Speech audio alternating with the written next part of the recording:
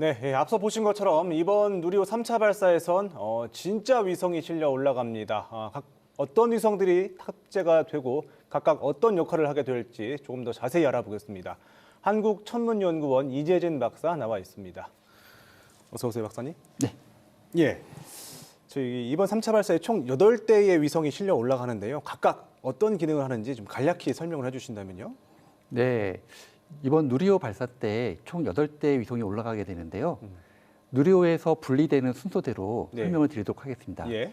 제일 먼저 분리되는 위성은 차세대 소형 위성 2호라고 해서요. 예. 카이스트 인공위성 연구소에서 만든 위성이 분리가 됩니다. 예. 이거는 소형급 150kg급 위성으로서 가장 크네요. 네, 가장 큰 위성이죠. 예. 지구 관측이 주요 임무이고요. 예. 그 다음에 우리나라의 기업체에서 만든 음흠. 작은 큐브 위성 3기가 예. 누리호에서 분리가 됩니다. 어허. 그리고 마지막으로 음흠. 한국천문연구원에서 개발한 도요새 4기가 예. 순차적으로 누리호에서 분리가 되도록 설계가 되어 있습니다. 예, 예. 정리를 해보면 카이스트에서 만든 게 하나, 그리고 민간 이제 기업들에서 만든 것이 총 3기, 그리고 이 천문연에서 총 4기에 그래서 총 8대의 인공위성이 올라가는 거군요. 네, 그렇습니다. 예. 천문연에서 나오셨으니까 이 천문연에서 개발한 이름이 도요셋이죠? 네, 각각이 뭐 10kg급 나노 위성이라고 부른다고 하는데 이게 총 넉 대가 이 편대 비행을 한다고 하는데요. 네. 뭐 특별한 이유가 있을까요? 시청자 여러분들께서 아마 제 우주는 비어 있는 그런 예. 공간이라고 혹시 생각하실지도 모르겠어요. 음. 그렇지만은 우주에는 플라즈마라고 불리는 그러한 물질들이 존재하고요. 그리고 방사능도 굉장히 세게 있습니다. 예, 예, 예. 이러한 물질들이 지구 자기장하고 서로 상호작용을 하면서 운동을 하는데요. 우리가 그렇기 때문에 이러한 물질들에 의해서 어떤 우주 날씨라든지 그런 데 영향을 줄 수 있고 실질적으로 우리 생활에 영향을 줄 수가 있거든요. 그래서 우주 날씨를 연구하는 것이 아주 중요한데요. 예. 이 도요셋은 우주 날씨를 연구하는데 굉장히 특화된 위성이다라고 보시면 되겠습니다. 지구를 바라보기보다는 우주를 바라보는 거군요. 이 4개의 위성은. 네, 어떤 기대 효과가 있을까요? 일단은 위성 4개를 동시에 발사한다는 점이 특이한데요. 예. 4개를 동시에 발사하는 이유는 우리가 위성 1개를 발사하게 되면은 거기에서 관측하는 것이 위성이 지구를 돌면서 그냥 한 공간에서 그 자기가 있는 위치만을 알 수가 있어요. 예. 그런데 위성 4개를 발사를 해서 예. 서로 다른 위치에 배치를 하게 되면은 예. 이제는 공간적인 분포와 시간적인 변화를 우리가 쉽게 이해할 수 있는 그런 장점이 생기게 됩니다. 예.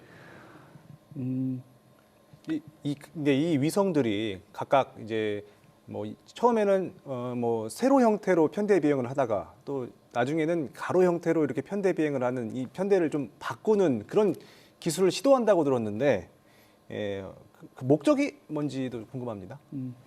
이제 시청자분께서는 아마 또 이제 그 전투기가 대형을 이루면서 날잖아요. 예. 그런 거의 장면을 좀 상상을 하시면 좀 좋을 것 같은데요. 예. 우주에서 인공위성 4대가 뭔가 대형을 이루고 그리고 위성 간의 거리가 서로 바뀐다고 상상을 해보세요. 어허. 그래서 위성 4대가 처음에는 그냥 일렬 종대로 이렇게 이동을 합니다. 그러면은 한 지역을 다른 시간에 통과하기 때문에 이 위성 4대는 그 공간에서 일어나는 어떤 시간적인 변화를 쉽게 관측할 수가 있죠. 예, 예, 예. 그리고 다음 임무는 위성 4대를 이제 옆으로 나란히 일렬 횡대로 예. 벌려서 진행하는 겁니다. 그러면은 이 공간에서 일어나는 어떠한 공간적인 변화를 위성 4대가 다른 위치에서 동시에 관측함으로써 우리가 어떤 공간적인 변화를 쉽게 파악할 수가 있는 것입니다. 예.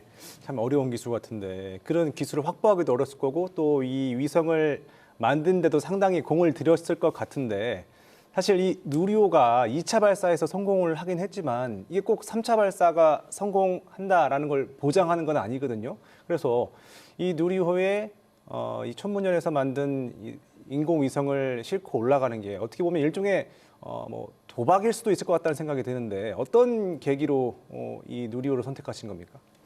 네, 누리호가 1차는 실패했고요. 예. 2차는 성공했지 않습니까? 그러니까 성공 확률이 50%인데요. 어떻게 보면은. 예.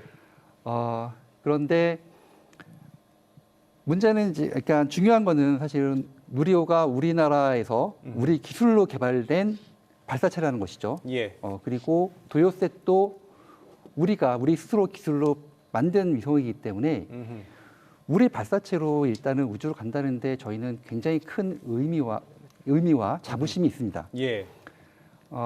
그리고 물론 실패할 수도 있겠죠. 예. 예, 그런데 우리가 실패를 두려워하게 되면은 예. 앞으로 발전도 할 수 없다. 음흠. 그리고 도요셋이라고 하는 그런 큐브 위성의 기본적인 철학이 실패를 두려워하지 말자. 예. 예. 네, 실패하면은 실패 속에서 뭔가를 배우자라고 그렇겠죠. 하는 예. 그런 철학이 밑바탕에 있기 때문에 예. 저희는 이번에 누리호 3차 발사로 도요셋이 발사되는 데 있어서 굉장히 큰 기대를 하고 있고요. 그리고 뭐 장점도 굉장히 많이 있어요. 예. 그러니까 예를 들면은 우리가 도요셋 같은 경우는 원래는 아시겠지만 정리를. 러시아 발사체를 이용하려고 했었거든요. 예. 그런데 러시아 우크라이나 전쟁 때문에 아하. 러시아로 이송을 할 수가 없는 상황이 되었고, 예. 그래서 이번에 누리호 3차 발사로 그 기회를 잡은 것이죠. 저희가 알겠습니다. 로또를 잡았다고 생각을 합니다. 예. 이제 딱 한 달 뒤 남았는데요. 한 달이 남았는데 한 달 뒤에 누리호 발사 그리고 성공적인 위성 궤도 안착 보기를 기대하겠습니다. 오늘 말씀 여기까지 듣겠습니다. 고맙습니다. 네, 감사합니다.